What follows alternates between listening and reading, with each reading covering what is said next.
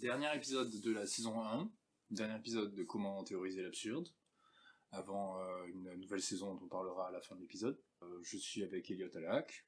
Salut. Moi c'est Sacha Raoult, et donc aujourd'hui on va parler en fait de l'aspect social de la recherche, c'est-à-dire des communautés dans lesquelles on s'inscrit quand on est chercheur, des groupes auxquels on participe, et de comment c'est important de comprendre l'aspect social de la recherche pour faire de la recherche.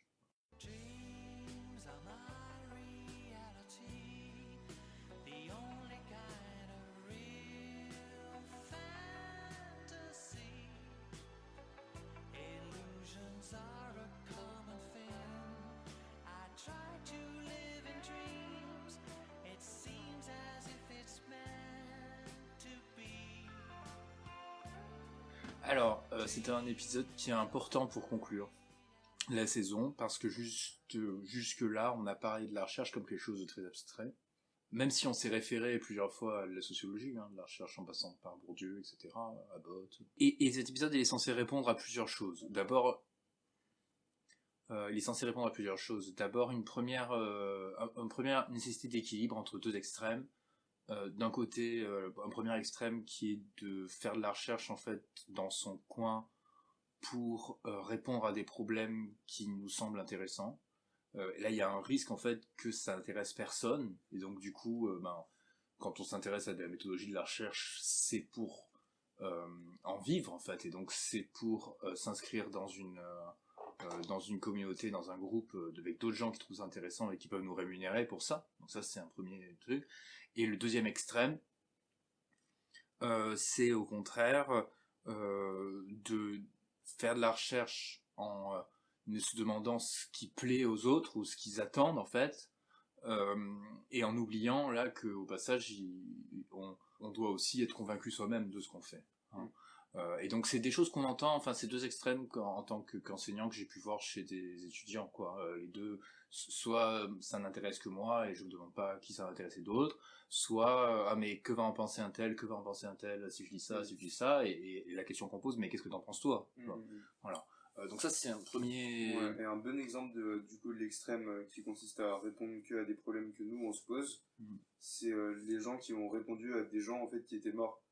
Donc, quand on a parlé de la grande conversation, en fait, en tout cas, des gens qui répondent à des gens qui sont pas vivants. Et donc, il n'y a pas de communauté vraiment de scientifiques, mais juste des gens qui s'intéressent à des problèmes, qui ont trouvé des tentatives de solutions, mais 100 ans auparavant.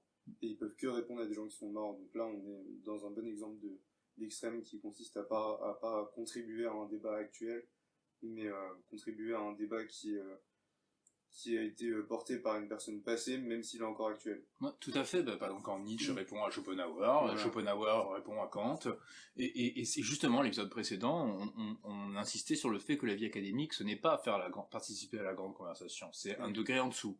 Et donc ce degré en dessous, c'est parler à des vivants, et donc du coup, et on peut aussi basculer dans l'autre extrême, souvent parce que en fait, dans les gens qui sont dans une position plus précaire, quoi, les gens qui n'ont pas encore de poste, etc., qui savent que leur travail va être évalué, et donc du coup la première question qui se pose, c'est comment est-ce que mon travail va être évalué, c'est pas comment moi-même je m'évalue.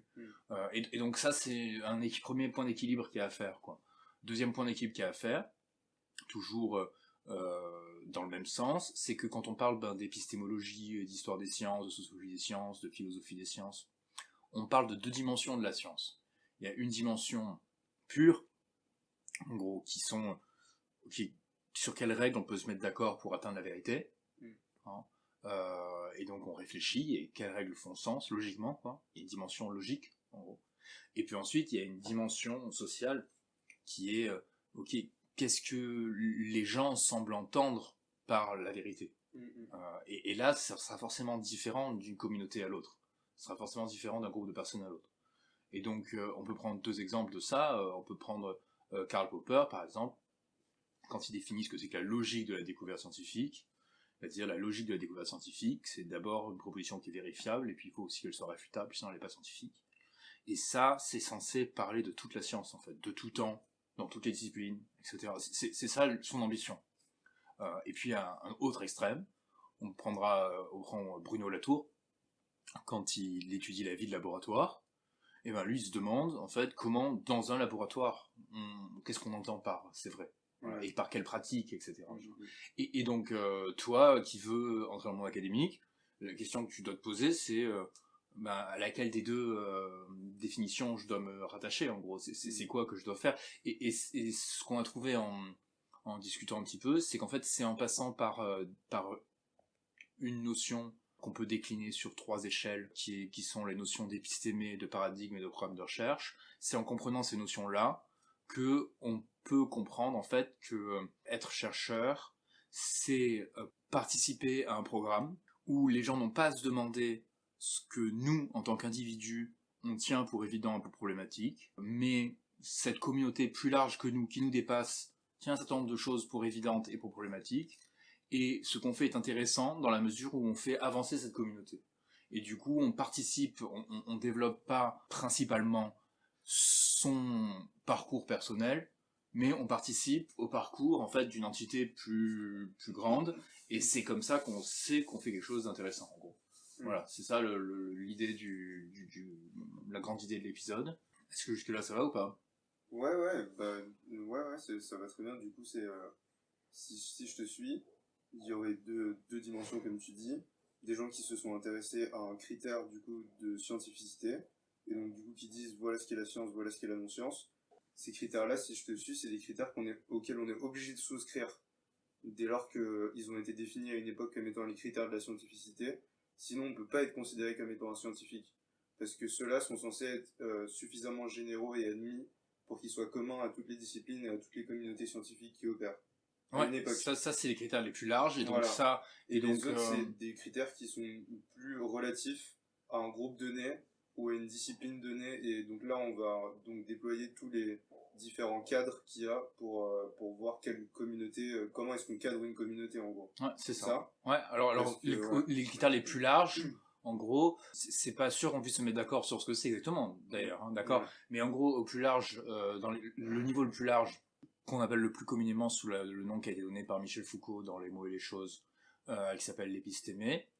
Et donc Michel Foucault dit à un niveau très très large, que d'une époque à l'autre, dans une culture, il y a des choses que les gens supposent consciemment ou inconsciemment comme étant des prérequis nécessaires pour atteindre la vérité.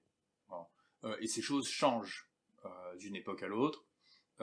Et ces choses-là, c'est même pas sûr que les chercheurs en soient conscients de ce qu'elles sont. Mais par exemple, si on prend les textes de Platon, le critère de réfutabilité qui est chez Karl Popper, il n'est pas présent dans ces textes-là. D'accord. Et le fait qu'une proposition ne soit pas réfutable n'est pas un obstacle à ce qu'elle soit considérée, puisque considérée comme scientifique, entre guillemets. Dans le dialogue de Platon Protagoras, Protagoras demande quel genre de démonstration il doit donner, et parmi les démonstrations qu'il propose, il dit si vous voulez, je peux vous le démontrer par un mythe. Et ça aujourd'hui, c'est un truc qui ne serait pas admis, quoi. Ça serait pas admis, hein. Tu demanderais à un professeur de t'expliquer quelque chose et il disait je peux vous donner plusieurs preuves, est-ce que vous voulez que je vous prouve par le mythe? Voilà, c'est absurde. Ça serait absurde, voilà. Mais c'est dans l'épistémé de l'époque, du coup. Et Socrate, plusieurs fois, démontre des choses par des mythes. Hein. Inversement, à partir de Newton, vient l'idée que on peut découvrir par induction des lois de la nature, c'est-à-dire des choses qui ressemblent aux lois qu'on trouve dans des codes de loi auxquels obéirait la nature, comme si elle respectait un code de loi. Et ça, c'est quelque chose qui, pour les anciens, était loufoque. Parce que pour les anciens, comme Aristote, célèbrement, on peut rien découvrir par induction, puisqu'il n'y a de nécessité que logique. Et donc on ne peut découvrir la chose que par déduction et pas par induction. Et donc, du coup, on arrive à une nouvelle façon de réfléchir. On peut pas appeler ça un paradigme, on doit appeler ça une épistémée, c'est-à-dire le niveau le plus large, parce que c'est quelque chose qu'on va retrouver partout et de façon inconsciente, c'est-à-dire qu'aujourd'hui, inconsciemment, les gens qui réfléchissent à ce qu'est la science admettent tous qu'il existe des lois de la nature, qu'il existe des lois de causalité physique dans la nature, etc. C'est une question qu'on se pose pas. On se dit pas, c'est les sœurs du destin qui décident de comment les choses se passent. Donc ça, c'est le niveau le plus large. Et que des gens ont essayé plus ou moins de conscientiser. Et du coup, ça c'est ce que Deleuze, il appelle une formation historique, en gros. Parce que je crois que c'est encore plus large que l'épistémé. C'est-à-dire l'épistémé, c'est un groupe, tu vois. Et une formation historique, c'est toutes les personnes qui sont dans un espace-temps donné. Ouais, mais il reste quand même, je veux dire, ça peut jamais être tout le monde, parce que, en tout cas, faut me donner des exemples, mais, parce que par exemple, on verra quand on parlera de l'action humaine, mais par exemple, Carl Jung, il s'oppose à plein de choses qui sont épistémiques dans le XXe siècle, ce qui va l'empêcher d'être reconnu à l'université, tu vois, mais ça l'empêche pas quand même de pratiquer ses trucs à lui. Donc je sais pas si ça peut exister un truc qui soit reconnu par tout le monde. Voilà, j'en sais rien, mais je connais pas ce texte de Deleuze. Bon. Donc voilà. Alors on va rester au niveau de l'épistémé. Ouais, je sais pas. De toute façon, c'est suffisant pour comprendre tout ce qu'il faut comprendre. Ouais, ce qu'il faut se dire, c'est que moi j'ai l'impression que tout le monde peut tout penser. Après la question, c'est en revanche au niveau le plus large, le niveau du champ des champs, tu vois, le niveau le plus large, en gros. Dans lesquels les physiciens sont comparés aux sociologues, qui sont comparés aux économistes. Il y a un niveau très très large comme ça, dans lesquels les champs ont besoin d'une légitimité les uns par rapport aux autres. Et là, il y a un socle très très large, en gros. Et donc celui-là, un jeune chercheur ne devrait pas trop se poser la question sur ce que c'est. Voilà. En revanche, dès qu'on arrive au niveau en dessous, où là ça devient plus spécifique et plus problématique. Et c'est en gros quand les gens doivent choisir leur discipline ou leur sous-discipline, ce qui est pour peut-être la plupart d'entre vous qui nous écoutez, n'est pas une question parce que vous êtes pris dans une discipline et que vous continuez votre cursus. Mais c'est forcément quelque chose qu'on doit se demander à un moment, que les gens doivent se demander au moins, ne serait-ce que pendant leur doctorat. Je suis en psychologie, est-ce que c'est parce que j'adhère au paradigme actuel qu'il y a en psychologie? Enfin, les gens doivent forcément se poser la question. Donc le niveau en dessous, c'est le niveau du paradigme, qui a été défini assez lâche par Thomas Kuhn, qui donne plein de définitions. Ouais, une vingtaine. Ouais, voilà, c'est un truc assez lâche, mais qui en gros, Thomas Kuhn se sert de cette notion dans la structure de la révolution scientifique pour définir ce que c'est qu'une science mûre, en gros.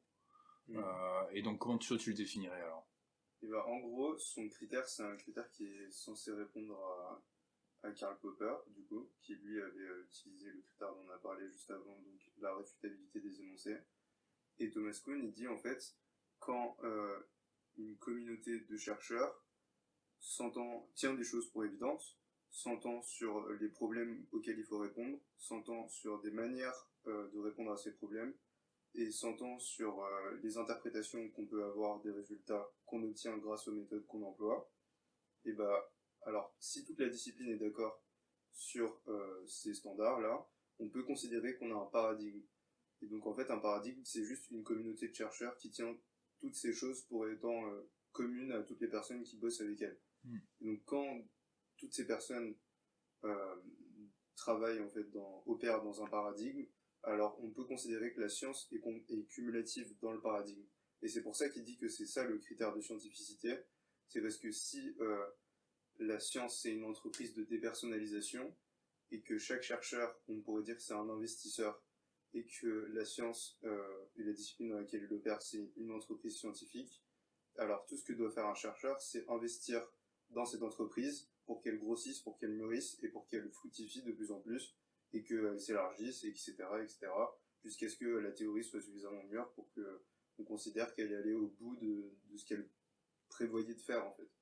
Et donc, lui, en fait, on peut dire que son critère de scientificité, c'est la cumulativité de la connaissance, et c'est pour ça qu'il dit que les gens doivent s'entendre sur des problèmes, etc., et que la connaissance peut être cumulative que si ils interprètent leurs résultats de la même manière, ils emploient la même méthode, etc. Et pourquoi il dit que ça correspond à la définition d'une science mûre? C'est parce qu'il s'est aussi intéressé aux sciences sociales, et en fait, il observe que dans les sciences sociales, il n'y a jamais un paradigme dans une discipline, mais il y a en fait ce que Lakatos, après, il appellera des programmes de recherche. Et donc, en fait, les programmes de recherche, c'est ce que Kuhn, il appelle les sciences pré-paradigmatiques. C'est-à-dire qu'il y a plein de communautés différentes, et les gens, donc, dans ces communautés, font comme dans les paradigmes, mais à raison du fait qu'il y a différentes communautés et qu'elles proposent des résultats, des interprétations différentes, et ben, la connaissance, elle n'est pas cumulative entre ces communautés. On ne peut pas ajouter la connaissance des uns à la connaissance des autres. De sorte que la connaissance, elle est cumulative, qu'au sein d'une communauté, on peut la suivre et voir jusqu'où elle va. Mais, et ça correspond à une science pas mûre pour lui. Alors, ça, on en parle, donc, ça, du coup, on en parle juste après. Ouais. Si on revient sur ce que c'est qu'un paradigme, donc par rapport à une épistémée, c'est quelque chose de plus structuré, Ouais. et qu'on doit apprendre, du coup, concrètement, du coup, qui sert de la différence avec le problème de recherche, en fait. Dans les domaines où il y a un paradigme, ben, si vous n'êtes pas dans le paradigme, vous êtes un charlatan, en gros. C'est pas de la science. Alors que dans les domaines où il y a que des programmes de recherche qui se concurrencent, en gros, si vous n'êtes pas dans le bon programme de recherche, vous dites juste, je suis pas dans ce programme de recherche, je suis dans un autre. Parce qu'il n'y en a pas de bon. Voilà, s'il n'y a pas de bon, ça ne les délégitime pas. Ouais. Même si, en fait, après, les gens suivent un programme de recherche pour des raisons aussi, parce qu'ils pensent que d'autres sont moins, d'autres sont susceptibles d'apporter moins de fruits, quand même. Il y a des raisons, quand même, pour lesquelles ça se fait pas aléatoirement, quand même. Mais oui, c'est pas la chose. Donc, par exemple, si on prend, la chimie moderne, a un paradigme qui fait qu'elle n'est pas compatible avec les observations des alchimistes. La biologie moderne est une biologie néo-darwinienne qui n'est pas compatible avec les observations des biologistes d'avant Darwin, etc., etc. Donc en fait, la manière dont tu pourrais l'expliquer facilement, parce que ça tu le maîtrises super bien, moi tu m'avais fait comprendre beaucoup de trucs avec cette comparaison, c'est quand tu compares le paradigme darwinien au paradigme de Lamarck. Ah ouais, tout à fait. Par exemple, le chevalier de Lamarck est un zoologue de la fin du XVIIIe siècle, et donc lui, il avait comme hypothèse que les espèces vivantes se transformaient, donc qu'elles n'avaient pas été toujours les mêmes depuis le début de l'apparition de la vie, d'accord. Donc elles se transformaient, et qu'elles se transformaient du fait que quand un être vivant faisait un effort pour s'adapter, et bien cet effort était transmis à ses descendants. Et donc l'exemple typique qu'on prend, c'est quand les girafes font l'effort de tirer leur cou pour attraper de la nourriture plus haut dans les arbres, et ben elles transmettent en fait cet effort à leurs descendants. Et donc du coup, si vous voulez étudier les espèces dans ce paradigme-là, il faut comprendre en fait quels efforts elles font, et c'est ça qui vous expliquera en fait la diversité de la nature. Les efforts d'adaptation à son milieu de chaque espèce. Exactement, voilà.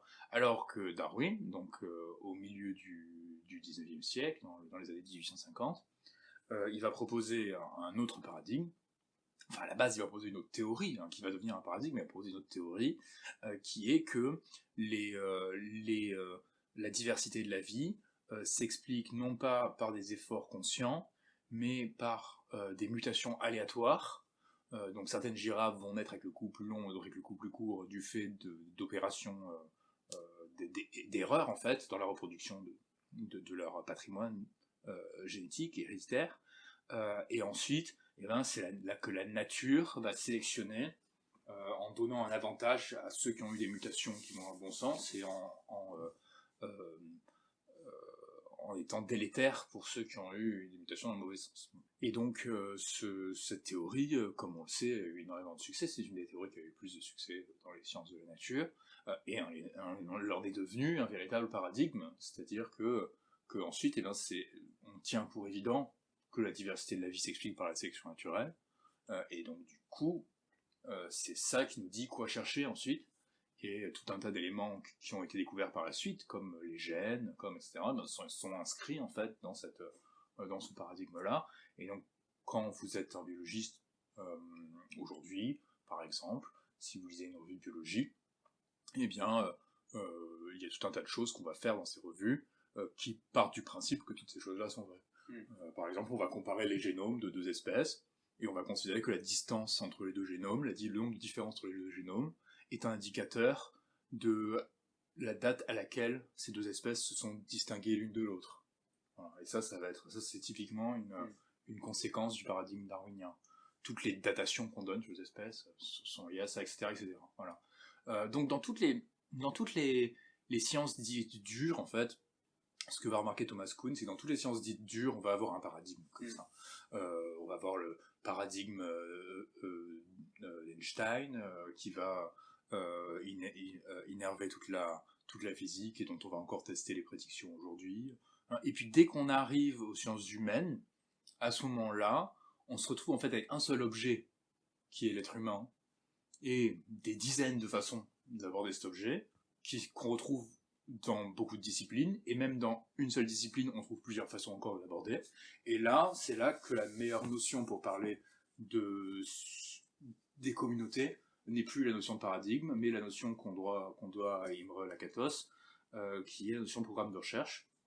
Et donc, du coup, un programme de recherche, c'est toujours la même idée, d'accord ? C'est qu'est-ce que les gens tiennent pour évident, comment les gens pensent qu'on va atteindre la vérité, quels sont les problèmes qu'ont les gens, sauf que cette fois, ça ne préjuge pas, ça ne préjuge pas que c'est le seul programme possible. En fait. Ouais, c'est ça. Hein, c'est ça l'idée. Il n'y a aucune différence de nature entre un paradigme et un programme de recherche.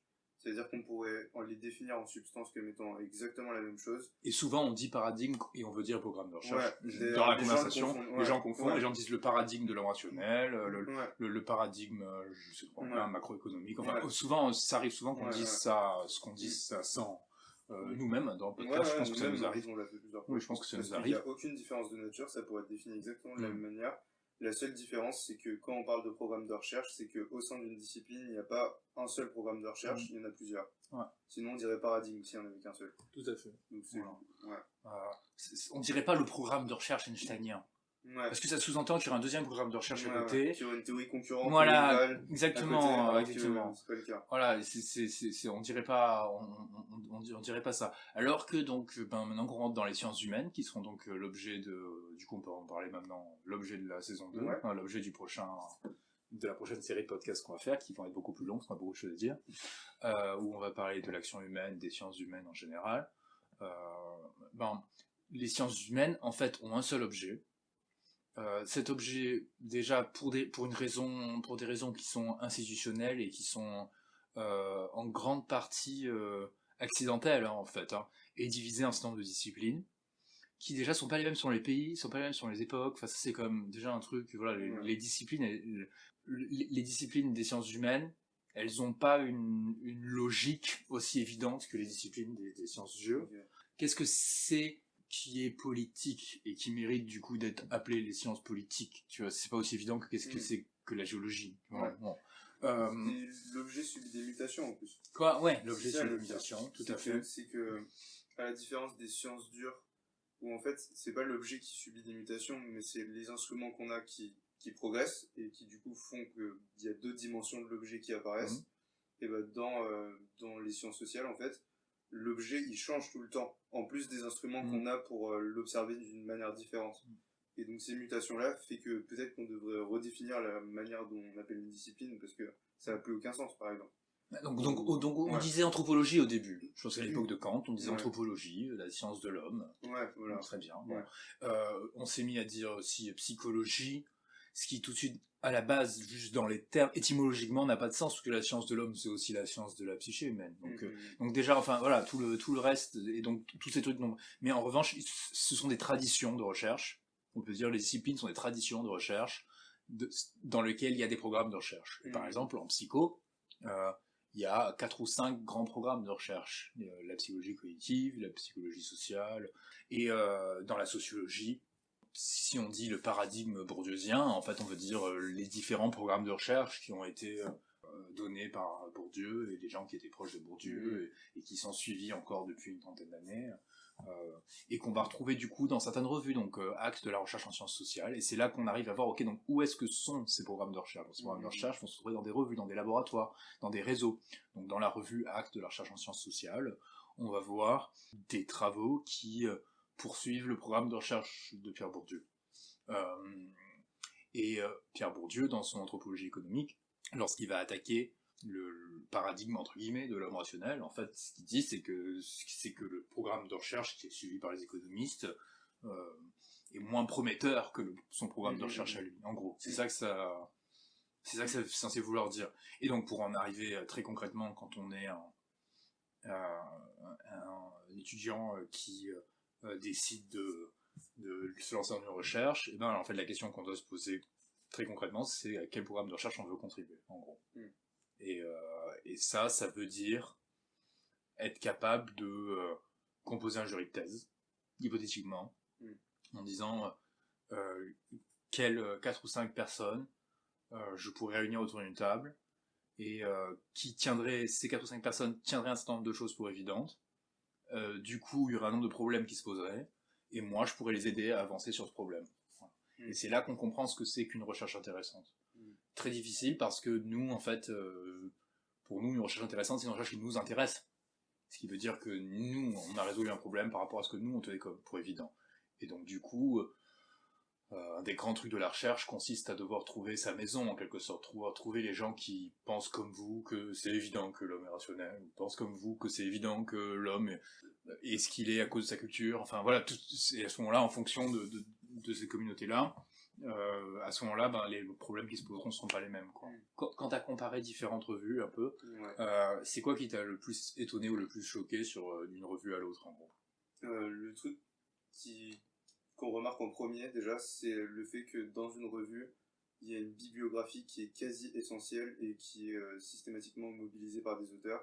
Donc on voit qu'il y a des articles forts ou des auteurs forts que les gens sont quasiment obligés de mobiliser dès lors qu'ils opèrent dans une revue, à raison du fait peut-être que soit c'est les gens qui ont fait naître cette revue, comme dans le cas de Bourdieu pour Actes de la recherche en sciences sociales, soit à raison du fait qu'on considère que la revue, elle s'intéresse à tel objet, ou la revue représente telle discipline, et dans cette discipline-là, c'est tels auteurs ou tels articles qui sont forts. Et donc du coup, on voit qu'il y a une bibliographie qui doit être absolument mobilisée, sinon, sûrement que l'article serait pas là dans cette revue, quoi.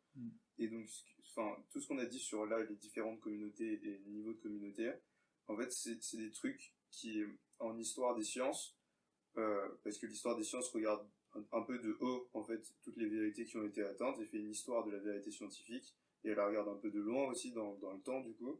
Et en fait, ce qu'elle voit, c'est que elle regarde ça de haut, mais au niveau des gens, en fait, qui sont dans les communautés qu'on a décrites, ce qu'ils vont faire, en fait, va nécessairement les faire aboutir à la vérité. Et donc, tout ce qu'on a dit, tenir des choses pour évidentes, utiliser telle méthode et interpréter les résultats de telle manière, est censé leur faire atteindre la vérité, et les autres alternatives ne sont pas considérées comme presque possibles. C'est comme si c'est comme s'il y avait un chemin tout dessiné. Et donc, en fait, ce qu'il faut comprendre, c'est que quand on va écrire un papier et qu'on va l'envoyer à une revue X ou Y, la première question qu'il faut se poser, c'est qu'est-ce que cette revue quels sont les critères de scientificité et de vérité pour cette revue, en fait. Et donc elle va considérer qu'il y a des auteurs qui se sont imposés comme étant les gens qu'il faut citer, sinon c'est qu'on n'a pas compris les trucs importants sur importante voilà, de connaissances pour l'auteur.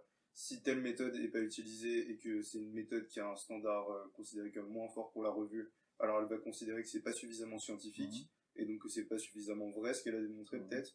Et si elle n'a pas interprété ses résultats de telle manière, alors elle va considérer qu'il y a un problème d'interprétation, et dans ce cas-là, alors elle va considérer que c'est pas vrai la solution à laquelle on a abouti. Et donc en fait, il faut suivre toutes ces étapes, voir ce que la communauté vers laquelle on va s'adresser, en fait, considère comme étant genre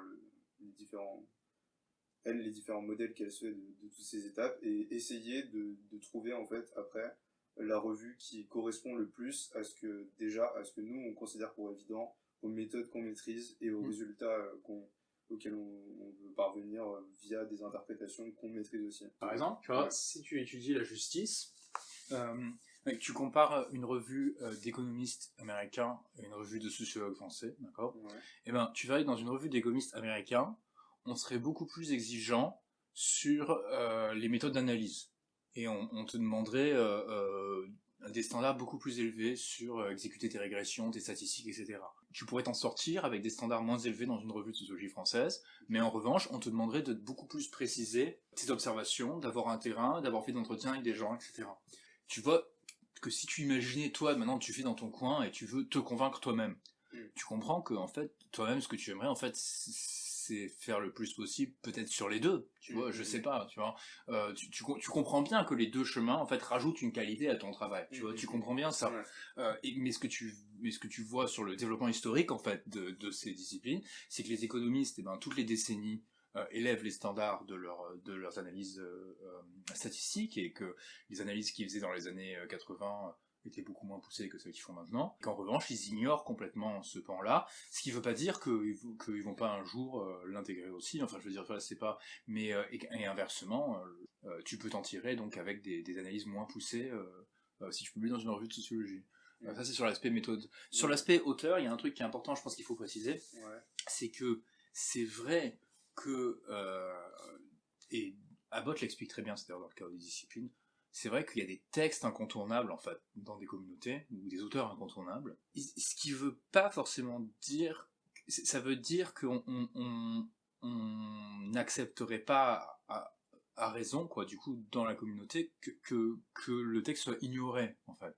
Ce qui veut pas dire qu'il est obligé d'être accepté, en fait, que les conclusions de ces auteurs-là sont obligées d'être acceptées, mais à ce moment-là, si quelqu'un veut aller à l'encontre des auteurs qui sont considérés comme incontournables dans une communauté, ça veut dire que sa contribution, elle est fondamentale et pas appliquée. Et à ce moment-là, donc on trouve des articles qui disent, voilà, j'attaque ce texte, en fait, que vous respectez tous, dans votre revue, pour en discuter avec vous, pour vous demander si vous pensez pas qu'on devrait plutôt aller plus loin, changer d'approche, machin. Et donc c'est plus la même chose là. Donc il peut pas y avoir d'omission, mais en revanche il peut y avoir un débat. Voilà. Dans tous les cas, il faut qu'il y ait le texte. Voilà, exactement. Soit qu'on abonde dans son sens, soit qu'on dise en revanche, moi je suis pas d'accord avec ce texte. Mais il faut qu'il soit là. Il faut qu'il soit là, mais ça veut dire aussi que la contribution n'est plus la même. Elle n'a plus la même dimension. Elle est plus simplement appliquée. Elle est plus théorique, voilà, à ce moment-là. Ça veut dire qu'elle devra mobiliser plus d'éléments. Ça veut dire qu'elle devra, tu vois... niveau d'abstraction plus grand, etc. Voilà, exactement. Mais ça veut pas dire, voilà, donc ça veut dire que si tu vois une revue où revient tout le temps un auteur et que tu n'es pas d'accord avec l'analyse de cet auteur, tu peux écrire dans cette revue et écrire, tu vois, sorte une série de contre-arguments, mais qui devra forcément mobiliser beaucoup plus d'éléments que si tu voulais juste dire, ok, je vais faire la même chose que... pour finir, c'est peut-être le truc le plus simple, hein. Pour finir, quand quelqu'un commence à faire de la recherche, une des choses les plus simples à faire, c'est une fois qu'on a trouvé quel était le groupe de gens qui nous ressemblait le plus, c'est-à-dire qui tenaient le plus que nous, avec qui on partageait le plus d'évidence, en gros, c'est de regarder ce que eux acceptent en fait comme un travail publiable et comme une contribution, et de prendre ça comme modèle, et ensuite d'essayer de faire la même chose en élevant peut-être un peu les standards, ou en trouvant un objet un peu plus... en essayant de monter le niveau, puisqu'à chaque fois c'est une course qui se fait comme ça, d'accord. Et ça, je pense que c'est le meilleur conseil qu'on peut donner à un jeune chercheur, c'est trouver une communauté de gens qui pensent le plus près de lui, regarder ce que eux publient, et essayer d'imiter dans un premier sens, d'imiter les standards. Je pense que ça c'est le meilleur conseil qu'on puisse donner, et qui permet en fait par l'action de réaliser tout ce dont on a parlé sur la philosophie des sciences, etc. C'est-à-dire qu'au passage, on se demande pourquoi, dans cet article qu'on essaie d'imiter, pourquoi c'est ça le niveau de preuve qui est acceptable, pourquoi c'est ça pour les choses qu'on considère comme importantes à lire, et toujours d'être réflexif en même temps. Voilà, c'est en gros les deux dimensions qu'il faut arriver à manier toujours, et c'est évidemment pas facile à faire, mais c'est ça qui est important. Il faut se rappeler toujours que si on veut être dans le monde académique, ça veut dire qu'on demande d'être rémunéré pour faire quelque chose dont l'utilité n'est pas évidente. D'accord, je veux dire, l'utilité de la recherche n'est pas évidente au sens où elle n'est pas immédiate. Et donc forcément que la première utilité qu'on doit se demander de ces travaux, c'est de dire qui est-ce que j'aide à réfléchir, en gros. C'est ça la première chose que peut faire un chercheur, c'est aider d'autres chercheurs à réfléchir et à comprendre des questions. Et donc c'est ça la première chose qu'on doit se demander, et c'est pour ça que trouver des séminaires auxquels on peut participer, des laboratoires où on peut présenter des choses, c'est comme ça qu'on commence à se demander si ce qu'on fait est utile, en gros. C'est utile à qui? Voilà, c'est ça la grande question, c'est à qui c'est utile. Qui est-ce qui est intéressé par ce que tu as à dire, en gros. Et je pense que c'est comme ça que les gens peuvent comprendre ce qu'ils peuvent faire à l'université.